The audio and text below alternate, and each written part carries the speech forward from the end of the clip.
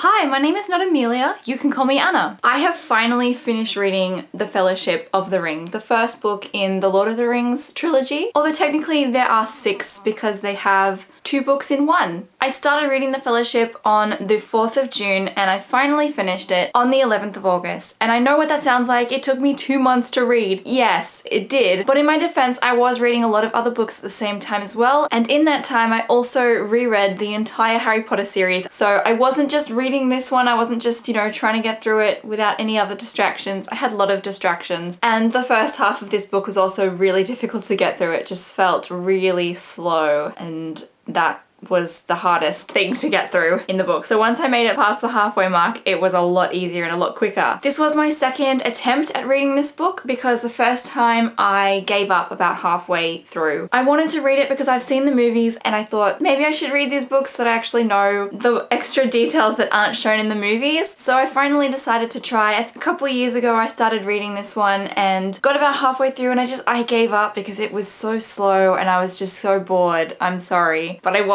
was ridiculous. So this was the second attempt reading it and I made it. When I reached the part where I'd given up last time, I was really excited to get beyond it, and I did get beyond it and I kept reading. So I'm really happy about that. I feel really accomplished because I made it. If you haven't read The Lord of the Rings yet, I really recommend it. I know that the first half of this book is really hard to get through, but it's worth it, I think, in the end. I was really surprised while reading this to discover that the dynamics between the hobbits were different. So when watching the films, I kind of assumed that Merry and Pippin were best friends and Frodo and Sam were best friends, and that's like the dynamic that I kind of imagined. But reading the book actually opened my eyes and showed me that it was really just Frodo, Merry and Pippin that were the friends, and Sam was literally just Frodo's gardener. Like, he thinks of Frodo as his master, and that's why he's always calling him Mr. Frodo. And it sounds so obvious now that I'm saying it. I don't know why it didn't click before, but it didn't. Until reading this the second time through, it never really clicked. That Sam in particular was not a close friend before they set off. And that's why he feels so like he has to stay with Frodo and protect him because it's his master and it feels like it's his duty. I don't know, I just love it and I just love how it's going so far. It's amazing!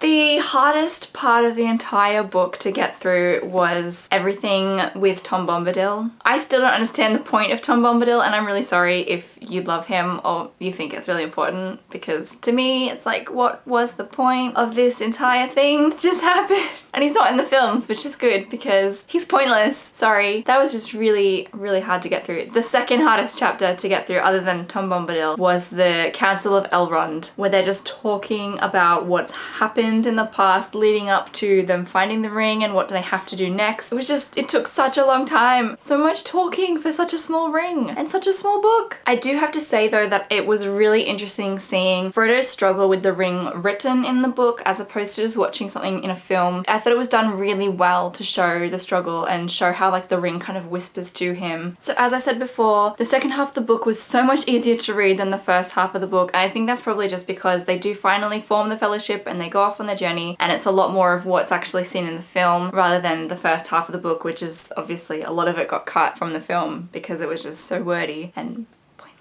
it was really exciting to see all the characters come together and see more of them than there is in the film. I really loved that. And when watching the film, for some reason, I never really got like emotionally invested in the characters as such, like until later movies. The first movie, it was just like, meh. But reading this book, I felt so emotionally invested in the characters, specifically Sam, because I love Sam. I just can't even. And I felt more connected to Frodo as well because I connect better with characters in books than in film for some reason. And just all of the characters I felt more connected to. I was really, really sad when they got to the Mines of Moria and they had to leave the pony Bill behind, and Sam was so sad and Sam started crying and I almost cried. That was not acceptable. Sorry, but that's rude and terrible, and it just feels so much for Sam. He just needs a hug. I also got really, really sad when they were in the Mines of Moria and they'd just been like attacked by the Balrog and Gandalf was stopping it and he just falls and plummets and everyone thinks that he's dead, and it's just like, it just felt so much more like a punch to the gut in the book book than it was in the film. I don't know whether it's just because my whole family likes Lord of the Rings, maybe they spoiled it for me beforehand, but I just kind of feel like I always knew that Gandalf was fine. Whereas reading the book, I was able to feel the build up and feel all of the individual characters' pain as they lost Gandalf and they thought that he was actually gone for good. So I almost cried in that as well, even though I know Gandalf is fine. One thing that kind of annoys me now that I've read the book is the way that the films portray Aragon, and like mostly that's fine. It's just the fact that in the book, as soon as you meet Aragon, he's like coming out from the wilds and he's preparing